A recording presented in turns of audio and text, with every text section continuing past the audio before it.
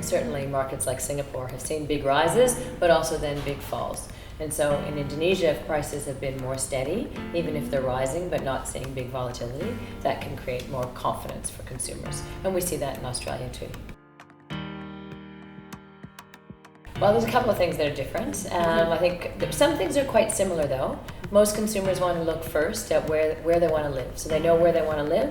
The problem is they can't always afford to buy the size house they want in the area they want to live. So what is similar is people will start with, I want to buy, a 3-bedroom house in this suburb, and then quickly realize they can't afford it. So they decide they either buy a smaller house in that suburb or a bigger house somewhere else. And that's what their search pattern shows us.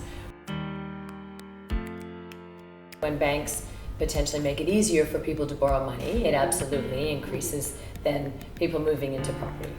When the opposite happens, when banks make borrowing much more difficult, require much higher deposit rates, then that obviously makes it more difficult for people to buy property.